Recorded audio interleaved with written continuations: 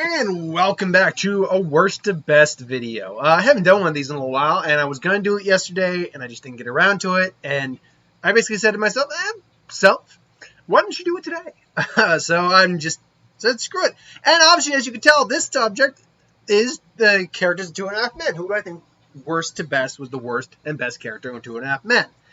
Now, several things we're going to have to take into consideration. A, you always know I leave the actual best and worst for the last. Why bury half of the lead at the beginning? But also, I was always a big fan of 2.5 Men. But I stopped watching past season 8 where Charlie Sheen left the show. And admittedly, yeah, rightfully so, he was having problems and hopefully he's doing better now. But unfortunately, yeah, he was having problems. He was going a little, his ego really got over, and plus drug use and all that. But again, for all that's worth, I still didn't hate seasons 8. I never hated any season of 2.5 Men through the Charlie Sheen era. But this video is really only going to be covering season 1 through 8. And the reason for that is, except for the series finale, and a couple episodes randomly here or there, I never watched the Ashton Kutcher era of 2.5 Men. I never did, because I don't like Ashton Kutcher really that much, if at all. So, and I hear he's fine on the show. The character's not that great, but he's fine on the show. But Alan just took a nosedive as a character. Jake, Berta was always Berta, all that. But yeah, it just, I can never really get behind, neither me or my dad really liked it, Ashton Kutcher at all. I didn't like him on that 70s show that much. I was never a fan of him. So I was not going to be someone who was attracted to watching that. So the characters we're looking at here are just from season 1 through 8. And I couldn't include every character. Like, for instance, you're not going to see Candy on this list, even though Candy played a solid part in at least a season and showed up randomly here or there. Or Mia. Mia barely showed up very often. She was a part of the series for a little bit, part of Charlie's life for a little bit, but she didn't show up that much. So these are characters that played a big part and had a certain number of episodes that they were in. I kind of measured it that way. So without further ado, starting with the second, and I graded it, by the way, on several characteristics. I'm not going to say which ones, but I'll explain why that kind of was the case. So with that being said, let's get into it. So coming in at our silver medal of suckage, Jake. Now, Jake, when he started out, was fun. Early season Jake actually was pretty okay. I thought, now, obviously, humor's subjective, so whatever I found funny, not everyone else would find funny. But Jake could be funny for what it was worth in the early seasons. Like, I even say, like, through the first half of the seasons, like 1 through 4, he could be funny, absolutely. But, and he wasn't a bad character in the sense that he wasn't a bad person or anything like that. I mean, granted, he was a kid and he was growing. Really, what Jake was more of a plot device than a character. Whatever character he had just kind of came from that. But what really sunk it for me was, quite frankly, the fact that Jake started out, he was never dumb. He was just a young kid. He was just a kid who didn't know a lot of the world and had to learn it through his Uncle Charlie, or had to learn it through his dad, or things along those lines. But as they progressed with the show, he just got dumber and lazier and more unlikable as the series went on. And yet they made even before we got into the Ashton Kutcher era. I'll briefly mention the Ashton Kutcher era here or there. Even before we got there, it was clear, it's like, wait, somehow, some way, not only is Jake an idiot, not only is he arrogant in his idiocy, but not only is he kind of a jackass, but he's somehow a ladies' man. Like, he constantly would get girls. I remember one episode, he's just sitting on a couch, and the girl was clearly acknowledging that he was an idiot, but she didn't care because she just wanted, to hook up with him. It's like, really? I mean, I know women can be shallow too, but from my remembering of high school girls, back in my day, that really didn't happen. Like, you didn't date a dumb jock just because he was hot. You might hook up with him, but you wouldn't go out with them. And I just got the impression, it's like, how is this the case? How is Jake this smooth operator, yet he can't freaking manage. He doesn't understand the basics of the world at all, quite frankly. Like, he's completely oblivious to the world and things. He was a completely lazy ass, really. He honestly still had he was that typical teenage arrogance. And he was just a dumbass, and it just stopped being funny. And honestly, you want to talk about people who are kind of burdened. Jake was never truly a burden on anyone, per se. Not even his parents. The worst burden he placed on was on Charlie's household itself. Just for being there, because, he came along with Alan. And I don't know. I find it funny, the concept that Alan failed at so much, including being a father, but he would probably never admit it. But when you really look at it, yeah, Alan failed at being a father to Jake. If we're looking by the context of the show, and this is how Jake turned out, yeah, Alan failed as a dad. There's not much really else to talk about, because relationship-wise, he sucks with his family relationship. Like, his dad loves him, sure, but he completely belittles his dad. He barely listens to his mom. He's just a punk teenager, and undeserving, arrogant punk teenager at that, who's an idiot. And that, to me, just isn't funny. It isn't entertaining. He's just irritating. Now, it's funny. Here's the one thing I'll say to that. It's funny when bad things happen to him. And so I'll give that. When things don't go his way and he kind of gets what he deserves. Whenever a character who's irritating, annoying, arrogant, whatever, gets what they deserve, it is funny. It's always funny and entertaining on some level. And when it happens to Jake, sure. But it just didn't happen enough. So Jake has the silver medal of worst. Coming in slightly ahead of his son, but not by much, is Alan. Now, Alan, very similar to Jake, amazingly, didn't start off that bad. Like, he started off neurotic. He started off a bit of a cheapskate. A guy who was just always getting shit on and stuff like that. But he didn't start out as a bad guy. He started as a guy who really loved his son. You could tell that. In the first few seasons, he was a real guy who really loved his son and was just trying to do right by it. But even before we get into the Ashton Kutcher era of the series, by the time you get into the later parts of the initial 8, the Charlie Sheen era, like not even by the halfway mark, it's starting to become clear that while he's not a terrible person per se, like he does have somewhat of a moral center, he is one of the worst people on the show. He is a burden. By all stretches of me, he refused to leave that. No, there's episodes where he literally said, "No, I'm not moving out." Like, he refused to leave Charlie's house. Charlie, frankly, was way too nice with Alan. Alan was really abusing Charlie's good nature when it came to this, and really abusing Charlie's, willing to be lenient. He wasn't mentally, but he was just taking advantage of it and just running with it. He very rarely ever tried to go out on his own. And when he had a perfectly good excuse to leave, move in with his girlfriend, Lindsay. Lindsay is on this list, by the way, because she's actually in quite a few episodes, all things considered.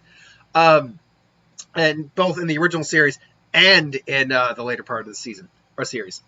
I'd say that's kind of how I put it. The original series to the Charlie Sheen era, and then the continuation series with Ashton Kutcher. That's the way I put it. She offered him to move in. The only reason he ever agreed to move in, ultimately, was so it would piss off Judith, his wife. So it's like, wait, you had an out to get out of your brother's house. And his argument was, I'm comfortable here. It's like, no, you keep saying that you're not going to kick me out. I was like, yeah, he actually would have kicked you out several times. It's just that, like, Alan really didn't get it. He didn't. He just took advantage of people's good, and honestly, their good nature. Like, Charlie, for all his scumminess, and yeah, he's scummy, but he's clearly higher on the list, really had a better sense of morality and nature than Alan did. Alan took advantage of that. He was a constant cheapskate, taking advantage of other people's money. It was just that. If he still had a good moral center, was just cheap and took advantage of it, it wouldn't maybe be that bad. But the problem is, he still thought he was better than his brother. That was it. His arrogance was astounding, that he thought because he tried to live a good life, He was better than this. He tried to seek better relationships, more meaningful relationships. But he was just, frankly, as shallow as his brother. It just in different ways. Not necessarily when it came to women, but just when it came to his overall life and the way he lived his life.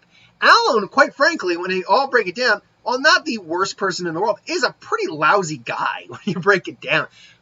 At later seasons, the reason he places higher than Jake, though, is because he's a lot more consistently funny than Jake was, because he actually had a defined character. He was actually legitimately funny in the beginning, and he's funny later, especially when, again, that his arrogance and that ego and the fact that he is cheap and, is taking advantage of people came to bite him in the ass. So that was really where it kind of ultimately, tipped the balance in his favor for Jake. Next up on the list is Evelyn. Evelyn ranks higher than both Alan and Jake. Now, why does Evelyn rank higher? Because, frankly, her personality isn't that much better than any of theirs. She's, again, completely self-absorbed, narcissistic. Like, she always thinks something's about her, but she's always consistently funny, nearly consistently funny. Bad things don't normally happen to her, but she's the kind of character where even if bad things don't happen to her, she's still very funny because she's the matriarch.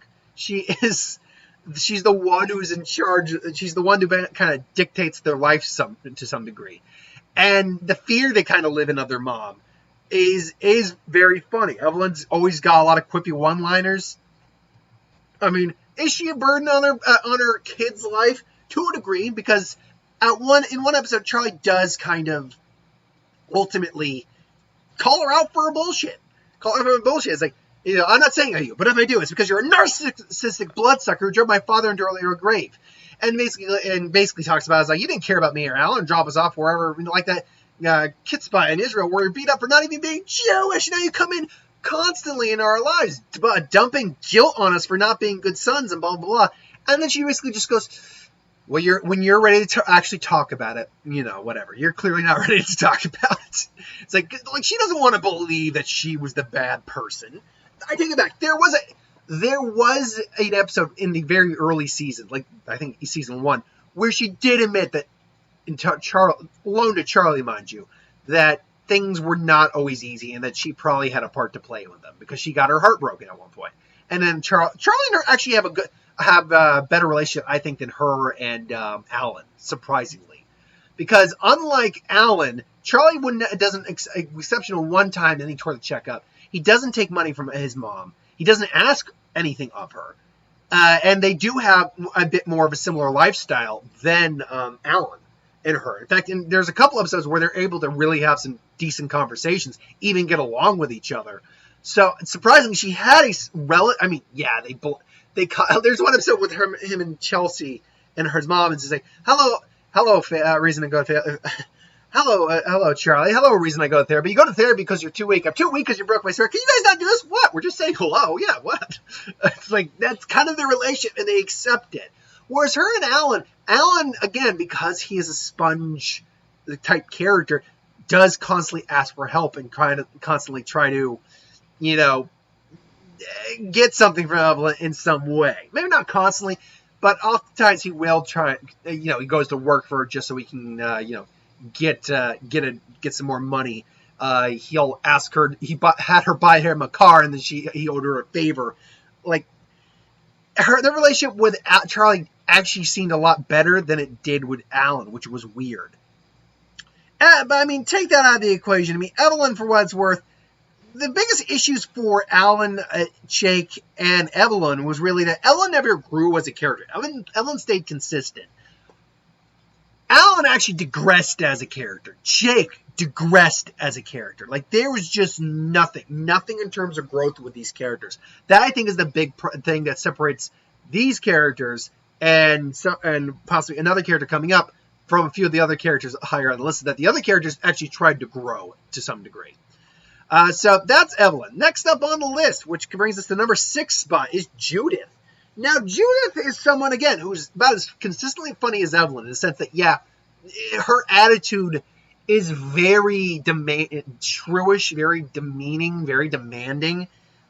But because it's going up against Alan and Charlie just kind of immune to it, and you have to deal with Herb and all that, it is funny. It is funny, and she doesn't grow that much, but she does grow to some degree. She does grow to move past Alan, get remarried. She does grow at least a little bit, understanding some of her faults as a person, but ultimately not accepting a lot of them. And that's kind of where her personality and her overall burden on the characters comes into play. Is that she, for what it was worth, would not accept whatever her faults with the marriage were when it comes to her and Alan. She completely blamed him 100%. Now, whether or not that was actually true, we don't know because we never actually saw the marriage itself. We saw the aftermath, the divorce. What we know from the characters, it does seem like Alan probably had the majority of the fault in it because he was just over-demanding and over-demeaning. Not over-demanding. He was smothering and somewhat controlling, whereas Judith, it's clear that Judith does have control issues.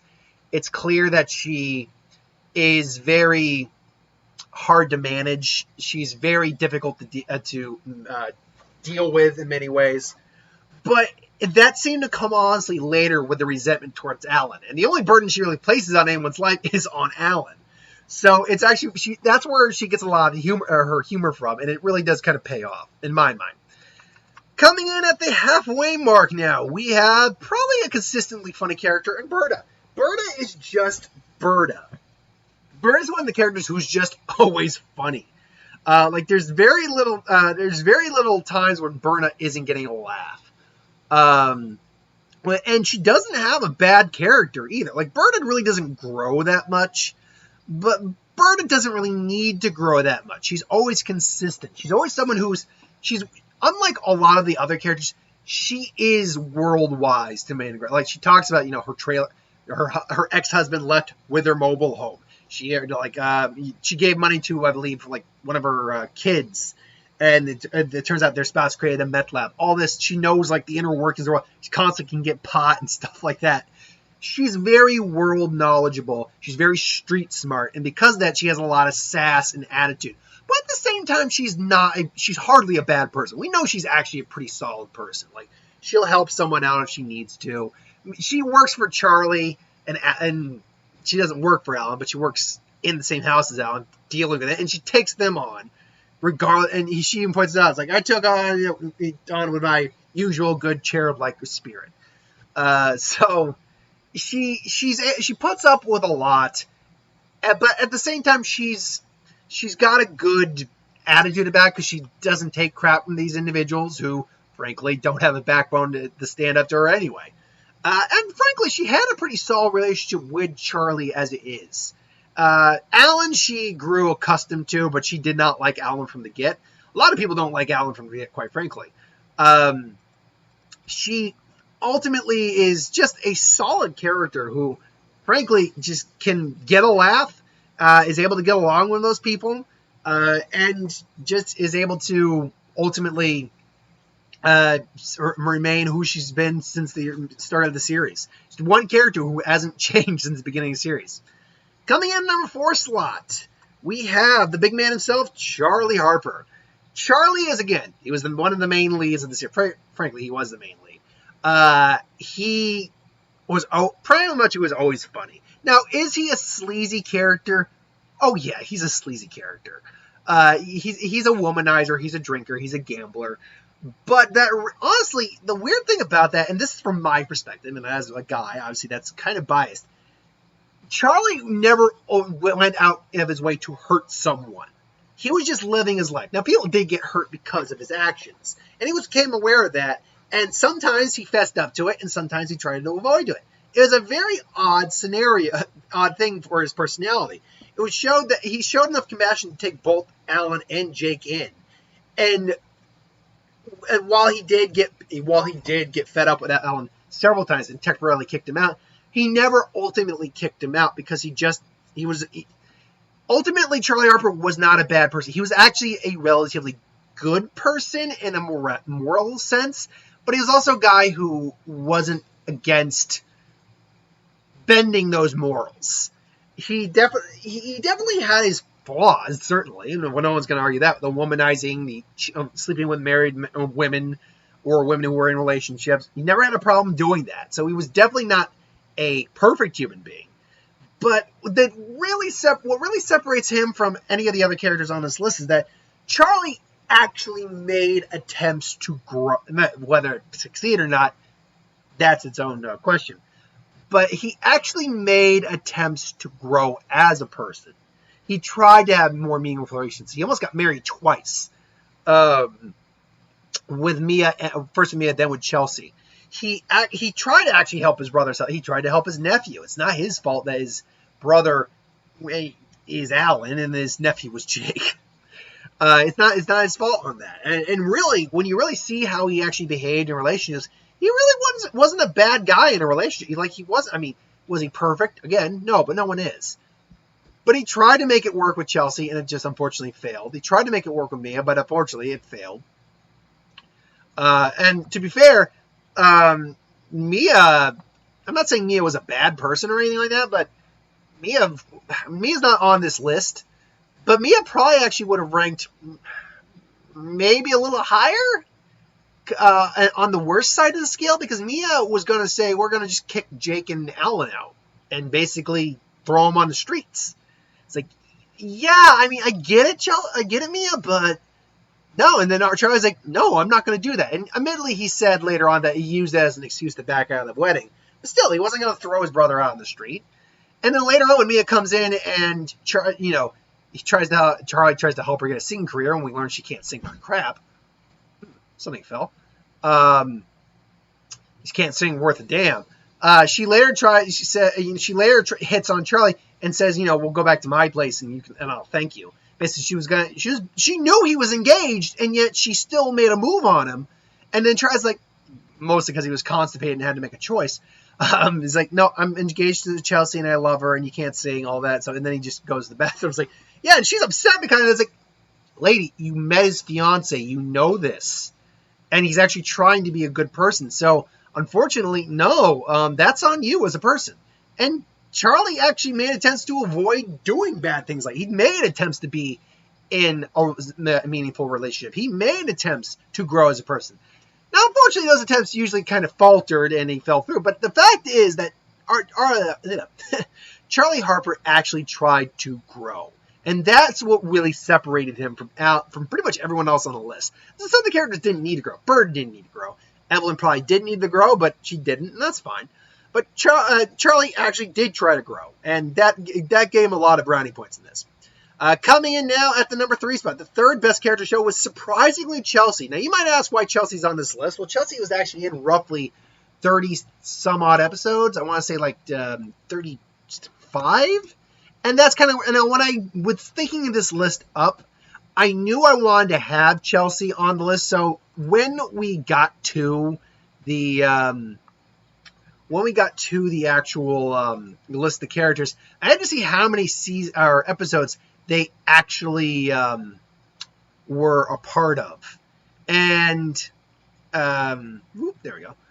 They were actually a part of. And lo and behold, in terms of characters, 1 second here, series cast, John Cryer, yep.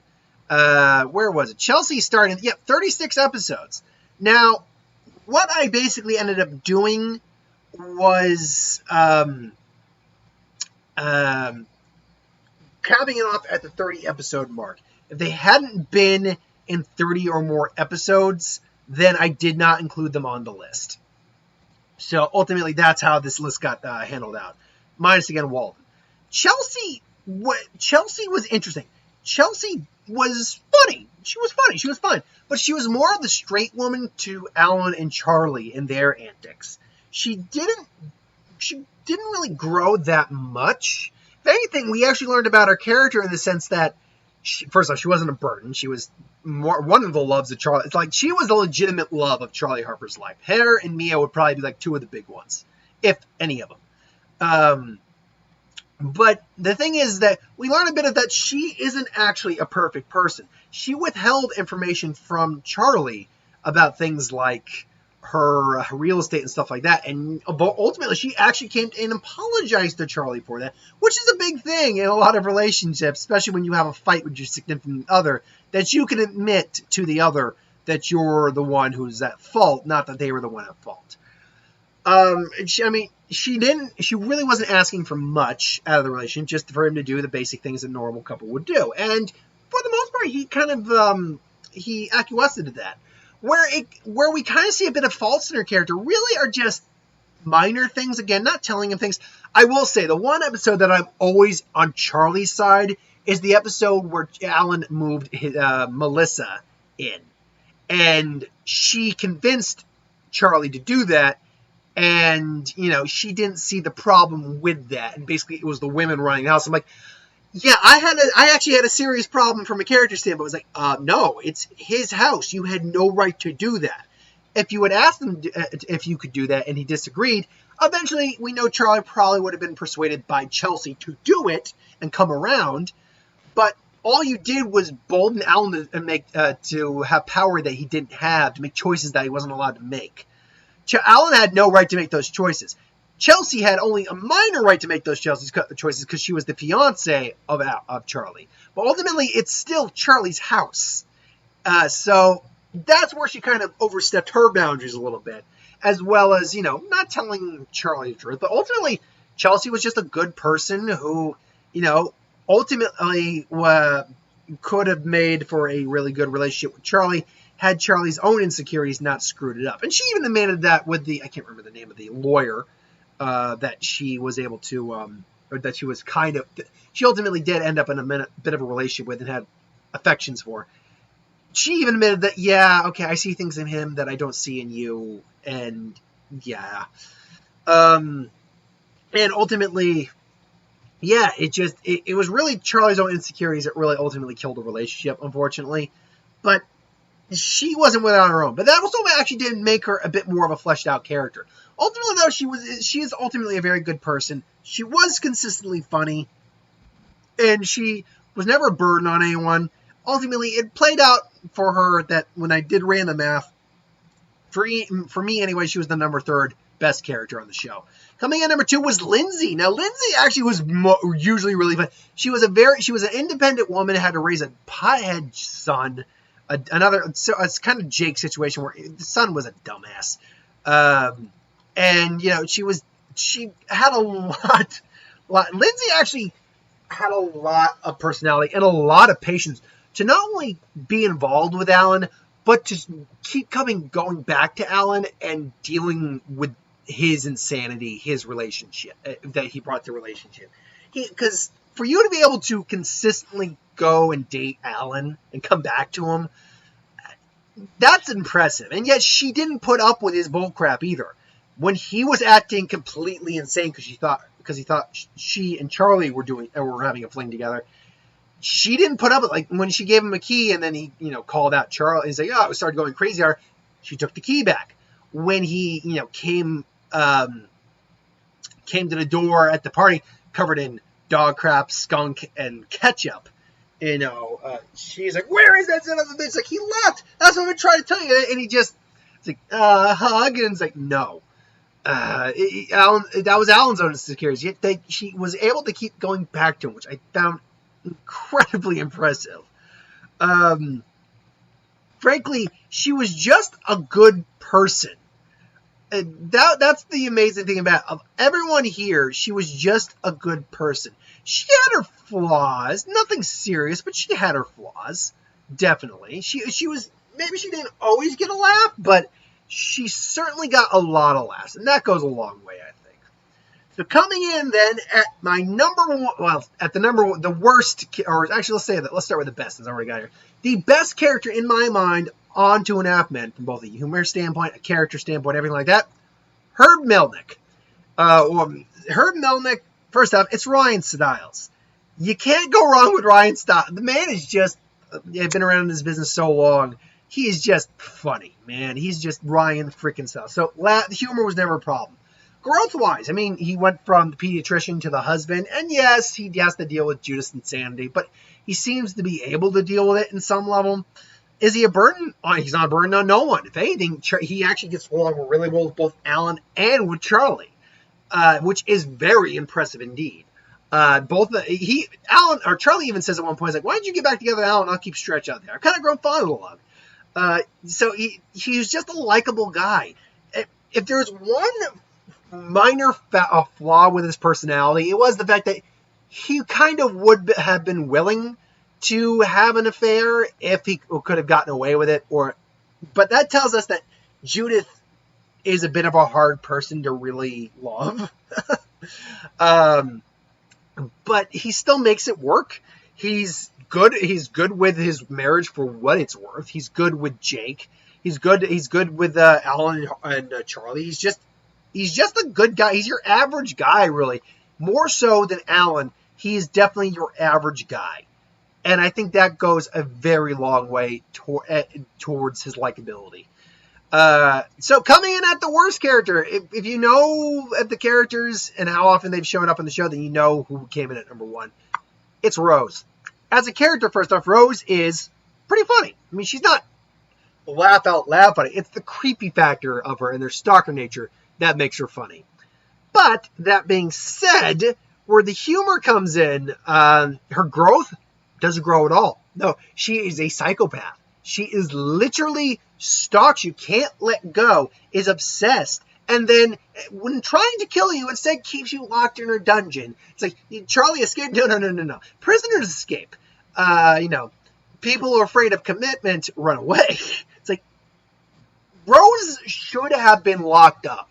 Like, this is where Charlie's honest good nature just, frankly, it went too far. Rose should have been locked up because Rose was frankly a danger. She's like, on the outside, she's this nice, caring, bubbly, kind of cotton bubblegum girl, but she is psychotic. She is legitimately psychotic. She does not see what she is doing as wrong. She sees the fact that you're not with her as wrong, and she'll do anything she can to get you. She is dangerous, and she should have been locked up.